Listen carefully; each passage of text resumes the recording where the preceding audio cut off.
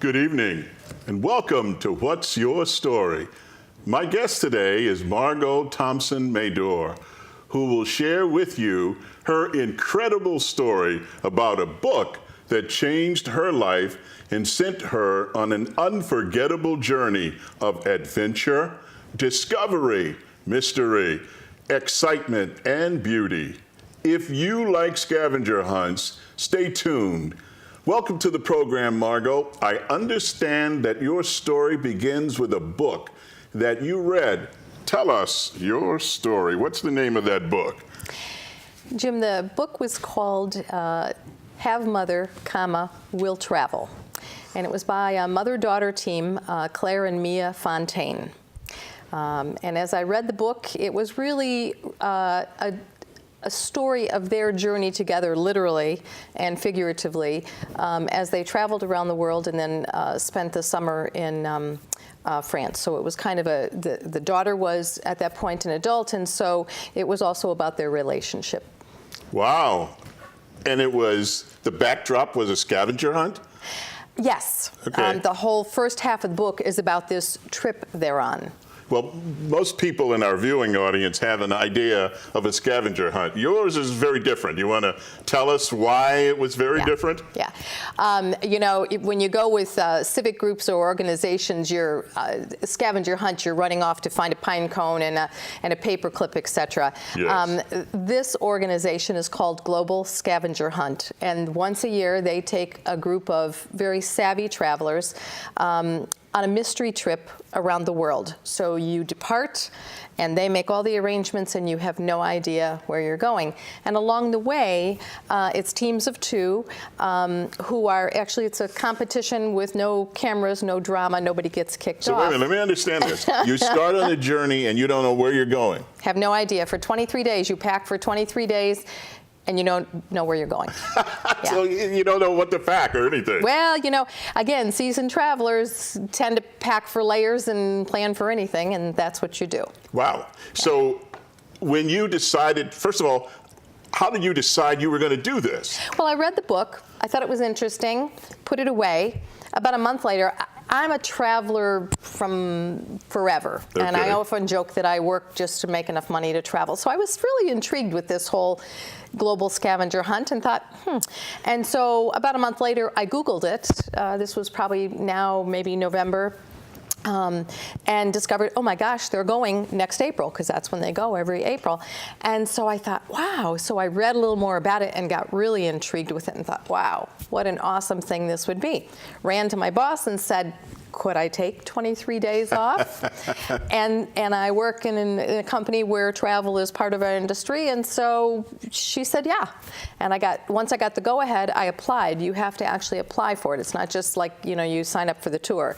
You have to apply for it and be accepted. What qualifications do you need if there's an applicatory process? Well, basically, they want to make sure, because when you're on this, the teams of two, you land with the group. They get you to that location, and then they give you a booklet, literally, of all kinds of scavengers, so that now, rather than looking for paper clips and pine cones, you are doing experiences. They call it a blind date with the world. And so you are doing all of those things as you're traveling around, and there are points attached. So what you're trying to collect is as many points as you can get. Okay. Mm-hmm. So are there teams of all women and men, or are there? The teams are from, frankly, around the world. Really? On my trip, we had passports, I think, from Denmark and Australia. The winners from last year were Australian. We had Canadians. We had a number of different, I think Germany. So a number of different groups, yeah. As I look at you, we get our impressions of people. I see you as this very professional, shy type person. Of course, I know I'm totally wrong, but what made you say, okay, I'm going to do this? It was the unknown. It was the what the heck, why not? You weren't a little intimidated? No, all of my friends were. They were all like, oh, in fact, I couldn't get any of my friends to come with me because they're like, oh no, I'm not doing that. But I was just intrigued with the whole concept. And again, I'm somewhat of an experienced traveler and thought, you know, what an opportunity. You know, I still can't get past going on a scavenger hunt around the world, but not knowing your destinations. That blows my mind right there. Well, you know, it's a leap of faith. Oh yes, quite a leap of faith. It's a belief that the organizers are going to take care of you, and they certainly did. You know, everything is arranged. So it really is. It's like, what's behind the next door? Ooh, where are we going next? Wow. All right, so build it up for us. It's April. Okay. Okay, you're getting ready and to... the anticipation, and they tell you, get yourself to this West Coast city. The year that I was going, they were leaving from Los Angeles. So let me just briefly tell you about my travels. Right, Some please, people joke yeah. that they don't want to travel with me because I have lots of experiences, it All seems. right, So all right. I'm leaving Hartford, and I'm going to go to LA, and I'm going to meet a friend at 11:30 for lunch. And then I don't have to meet the tour group and meet all of these strangers that I'm going to travel around the world with until like 6 o'clock that night. So we're connecting through Baltimore, and then we're going to go across the country. Well, Baltimore is closed because of a huge rainstorm. And now we're going to get diverted to Norfolk. Only on the way there, we get struck by lightning. What, the car itself? Yeah, no, the plane gets struck by lightning. Yeah. Yes. So now we land, and now we can't take off because you have to have an engineer certified for lightning strikes to certify the plane's okay to fly, and they don't have anybody there. That's an auspicious start there. You know. Wow. Then, of course, when you do all of that and finally get there just in time for dinner, 6 hours later than I wanted to get there, yes. To discover my luggage hasn't arrived. Oh. And I'm thinking, I could picture my luggage following me around the world, like a day or two behind day late, me. Yeah, right. you know, Yeah. just kind of never quite catching up with me. It did come in the middle of the night. We left the next morning early to China. So you left Los Angeles and you flew directly to China. Yes. Yes. So then you knew that's where your first destination was. Yes. So okay. our first destination was Shanghai, China, and that's where we landed. When we got there, we had 2 days. Hotels, of course, everything are taken care of, and they give you that booklet that I explained to you. And from there, you're on your own for 2 days. This is not a tour where they take you around. It is go do what you want, what intrigues you. There are certain things you have to do. For instance, the mandatory scavengers always related to food. You Okay. always had to, you know, there's a whole shopping list of them Okay. of what you could eat. All right. And when you got to Cambodia, then it was scorpions and tarantulas and a number of different fried things. All but, right. you know, again, you had options. I was safe. It was sticky buns and things in Shanghai. So how was Shanghai? Had you ever loved been to it. China before? No. This was, there were only a couple countries that I had ever been to on this trip. I'd never really been out there. So Shanghai is very cosmopolitan, very crowded, very hectic. What about smog? Beautiful. None. We had nothing. What year again were you there? I was there, gosh, it'll be 4 years now. 4 years ago. Yeah. So how'd you find the people, or how did the people find you? I will tell you, Jim, that everywhere we went, people were very gracious. Now, some of the rules of this trip are that you cannot use any resources that the locals cannot use. So, for instance, we're staying in 5-star hotels because they want us to be well rested and safe. Some of those teams leave at 6 o'clock in the morning and come back at 10 o'clock at night, and they are out all day gathering as many points and doing as many things. They're exhausted, so you need a good place to bed down. But you can't use the hotel staff as a resource because they speak English, because they are well-versed. You can't go to the concierge and say, da-da. You can't hire a guide. You can't go in the same taxi for more than 2 scavengers because then you're getting a tour. You can use local travel agents, which is a whole other experience. You know, you can ask locals. So as you're traveling on a subway, you can ask somebody. And my experience was that, interestingly enough, English is the universal language. It's required in most foreign countries. It was embarrassing for me because I'm not bilingual, and I felt very stupid in some ways because of that. They, could easily speak many languages and dialects. So, but generally speaking, everybody were very intrigued with the whole concept of what we were doing and eager to help us. So when you landed in Shanghai, what was the weather? All of Asia was about 100. Ooh. And very humid. And I had, you want to pack for layers and you want to plan on stuff. And it's April, we know what our weather's like here. So I didn't take heavy stuff, but I took, lightweight pants because you're not packing 23 days worth of clothes. So you have to make sure that you've got things you can wash out and that are going to dry. So you've got lightweight pants, lightweight tops. I had taken like a long underwear top to insulate and some gloves and a heavier jacket. So. The next stop was Ho Chi Minh, Vietnam, which was Saigon. And by then I'm realizing, number one, that the luggage is kind of heavy. And number two, that I really it's 100 degrees, I'm not going to need.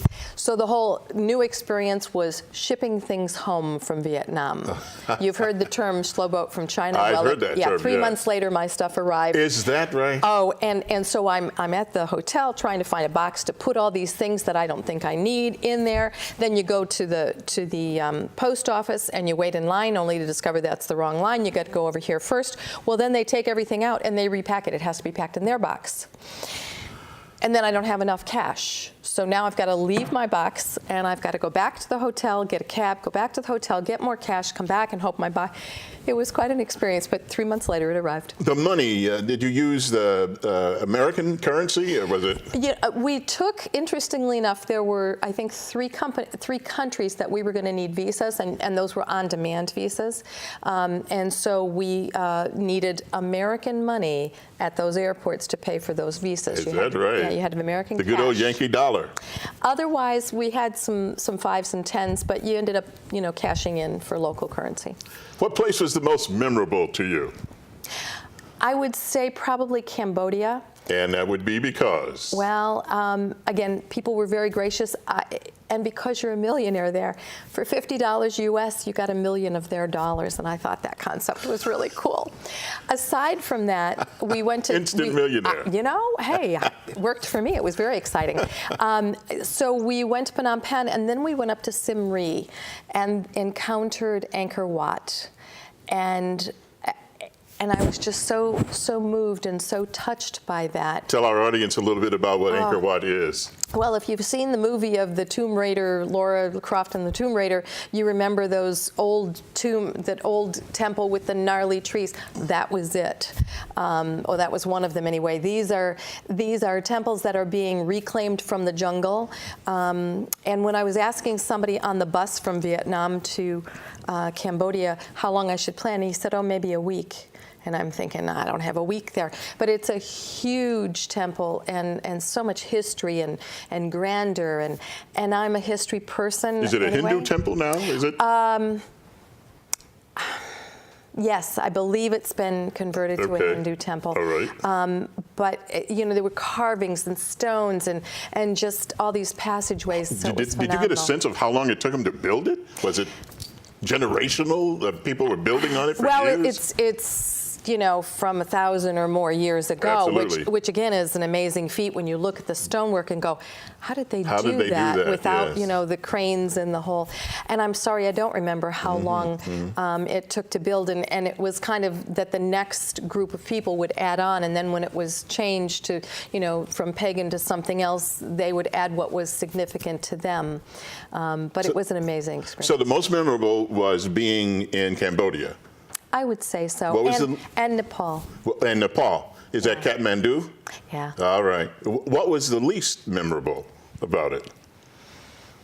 Least memorable, meaning probably least exciting? You could have skipped it, yeah. Well, I don't know if I would have skipped it, but, Europe. Europe. We landed in Germany. Germans are nice. Nothing, it was a lovely place. That's right. Tell our viewers Germans are very nice. But it was nothing. I had come from, going from a communist country to an atheist country to a Tibetan company. Ancient civilizations. And then you go to Doha, Qatar, which is Muslim and Arab, a little country stuck on the side of Saudi Arabia. And then you go to Germany, and you're like, yeah, okay, this is more like home. Okay, I mean, yeah. given the history and the buildings. Absolutely. But that was the least exciting. So, being a woman, going on this trip, did you have any inhibitions or? Well, you know, as a traveler, and I do travel programs and talk about travel safety and how to pack and things, you always want to be careful. You know, you want to protect your belongings. You want to be conscious of what's around you. There was an interesting spot that we ran into in Qatar. But, you know, you want to protect your belongings, and certainly your passport is the most important. So you just kind of try to be conscious of stuff and hope that nothing happens.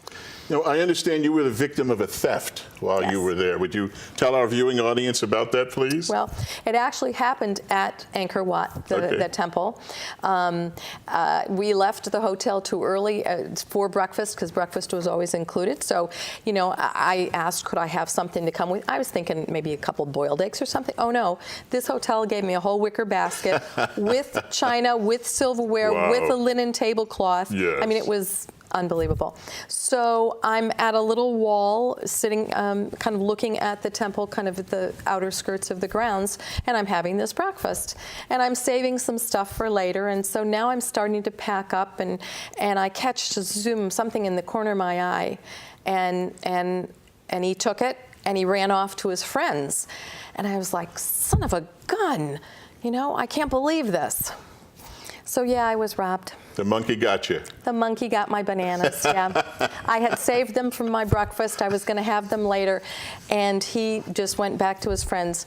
And another really funny observation from that experience was that there were two very small, old ladies, and they were sweeping the grounds of the leaves that were falling from these trees, and their brooms are twigs tied together. Yes. And they just thought this was hysterical that these monkeys got my bananas, and I was all upset. So they got a good laugh on me.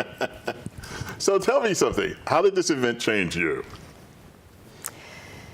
It made me want to travel more. It made me want to go back to Cambodia and Nepal. You know, my bucket list is like endless to begin with, but I was very struck by it. It made me even more confident in my abilities, because I actually was not part of a team. I was actually traveling alone. I tagged along with some of the teams part of the time, but at Angkor Wat, they wanted, the team I was with, the two gals, wanted to take off and collect more. And I thought, I don't want to leave here. And so I found out I could get a ride back to the hotel. So now I stayed by myself. Because I wasn't competing technically, I did in fact hire a guide and spent 3 more hours there. When I got to Europe, Germany as I mentioned, they gave us the book and said, okay, in 4 days we'll see you in Oslo, Norway. Oh my goodness. So now you have to get yourself through, you know, all of these countries. And I thought, you know what, I don't want to tag along with anyone else. So I thought, I'm going to wing it and do it myself. So I did the overnight train, the train on the ferry. You know, I did Oslo. Well, we ended up in Oslo, but I went to Stockholm and Copenhagen, but again, being a savvy traveler, I knew that I needed to check in each night with someone. So the wife of the director, I said, okay, I'm going to email you each night and tell you where I am. So if I don't show up in Oslo, at least they know how far I got. Okay, yes. Yeah. And so that's what So how was Oslo? Incredibly expensive. That's one place I would not go back to. Okay. You know, the taxi ride from the train station was $50, dinner was $200. And in American money? Yeah, that wasn't, yeah. Dinner was $200 for just a... Their cost of living is incredibly high. Speaking of money, tell our viewing audience, if you will, this whole experience of going on this, was it expensive? Could the average person do it? I know next month is April, so they may be going on another one. They are. So can a person of modest means ever look to do this? A modest means, probably not. Okay. This is not your, you know, $3,000 trip to Europe and you've saved for that. For what you get, it is very reasonable. You know, again, you've got all of your flights taken care of, all of your transfers, all of your breakfasts, all of your hotels, you know, all of those arrangements, and a few dinners also. So, and the breakfasts in all of these hotels, again, they're international hotels. So the breakfasts are, you have the American breakfast over here. Okay. And then over in this section, you've got the Asian with the miso soup and all of that. Okay. Then you have more European over here, so you've got the salamis and the cheeses and the breads and all of that over here. So you've got at least 3 or 4 huge areas. I'm not talking a little station. Yes. So you could kind of eat your way around. So in those breakfasts, I would be grabbing the salami and the cheese and the bread and wrapping it up and making myself sandwiches for lunch and whatever. So to me, it was a great value, but it's not real inexpensive. But people can check it out. So. Absolutely. So would you recommend people take this? Absolutely, in a heartbeat. Why? I would go in again. Because of the experience, because it's challenging yourself. You're kind of, again, that leap of faith off the edge going, okay, I'm going to go someplace that I don't know where I'm going. You have to. I don't know how I'm going to get to the next place. Yeah, well, I know they'll take care of that, but in the meantime, what am I going to experience? What's it going to be like? Yeah. If you have a phobia about foreigners who don't all speak English, yeah, that's probably not the trip for you. Yeah, I see. Yeah. But my experience was that people were incredibly gracious and really warm and friendly. What did you learn from their cultures, the different cultures that you experienced? Did you see a common link? Are we truly united? I would say, Jim, we are in a lot of ways, yes. I think that people truly have the same core desires. They want to be happy. They want their family to be healthy. They want, to make a living. So yeah, I found a lot of commonalities. And that was kind of reassuring that, okay, I fit into the world and we're not all that terribly diverse. Certainly, religions and dress and those kinds of things are different. What we eat is different, but yeah. It's one of the things I found when I was in the military and you went traveling, you met the different cultures, and I learned that we're really not that different in other parts of the world. No. And that to go into those places and learn from different cultures is an experience that carries you for the rest of your life. And I think that's one of the values of travel. Whether you're going down south and experiencing southern U.S. or whether you're going someplace else in the world, I think that's, if you have an open mind, that's one of the real values of the travel, is the different experiences, but the commonalities also. Yeah. Now, when you went to Oslo and then Sweden.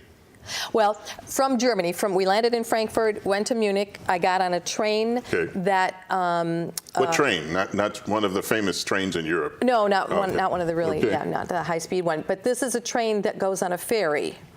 Now, picture that this ferry is big enough to take semis and 3 or 4 cars of this train. I mean, we're talking big ship. And so again, I'm by myself, but I'm in a kind of a group of cabin. And there was a gal who was German going up to, let's see, we were going to Stockholm, I think. No, Copenhagen, and somebody else was coming back. They were doing internships. So again, interestingly, the internships were international. They were like interchangeable. The universities. I mean, here we send them to another state. Here they send them to another country. Yes. So that was really interesting. And I had my backpack again. We talk about keeping things with you. So we went up. We walked around because you had to get off the train onto the ferry boat. And yes. So the car's thing. So now the notice comes that you have to go back to the train because we're going to dock pretty soon. So we get back. I get down. I go to put something away, and I go, oh my gosh, I don't have my backpack. And it's like 3 floors up on the ferry. I've got to run, and now, and you could see the fear in my companions' eyes. Yes. Nobody from my trip, but they're all going. So I'm going, I have to go find it. I don't even know where I was, and how do I ask, in English? But anyway, ended up getting it. Took the elevator, discovered I was on the car level, and turned.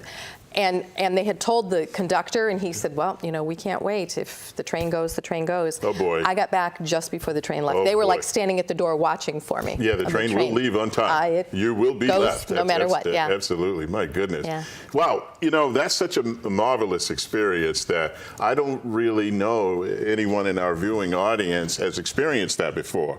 So what I'm really wondering now is, we talked about how you saw their cultures. What did you teach them about our culture? Because just merely your being there, being who you are, American, they learned about us. What do you think, what lessons did you leave with them? I would like to think that I was able to portray that not all American travelers are the typical, that we see the jokes about and things. Hopefully they learned that I was kind of like them also, and that, I was willing to show my humility, willing to show that, geez, I didn't know everything, that I was really dependent on them. So the tables were kind of turned in that regard. If we have time for a real short story. You do, please. I mentioned Cambodia, where I was just blown away with, oh my gosh, I'm a millionaire. Well, so all of a sudden, we have 5s, 10s, 20s in our wallet, and that's a lot of money. There you have 10,000, 100,000 bills. And I'm not bad at math. I'm pretty good at math, actually. But for some reason, I became totally challenged so that there was this little girl on the street selling fans, and they're going to be 45,000 or whatever, the whole thing is going to be. And I just could not figure out with those high, I don't know why, I should have taken off 10 zeros and I would have been fine, but could not figure it out. So then we go to dinner that night, and she sees this whole thing, and I finally we go to dinner, and dinner is like 300,000, whatever, I forget what their currency is called, which again was still like, a $5 dinner or whatever, but anyway. So afterwards we're walking about this night market, which again is part of the scavengers, and I'm with a couple people from the group, and this same little girl is now walking around, again, she's making money for her family, and she is selling something, and we're showing the map, asking where this is, because we want to go, and I've got the map in my hands. Well, she's totally disgusted, because if I can't handle money, clearly I can't handle a map. She like waves my hand away, just in disgust of, she's not even talking to me, because clearly I don't know anything. So that was a fun experience. Cool. That's all the time we have for tonight's show. My thanks to my guest, Margot Thompson-Mador, for sharing her story. Thank you for tuning in. Our stories are as different as each snowflake and are as beautiful and numerous as the stars. Everybody has a story. What's yours? Until next time, good night.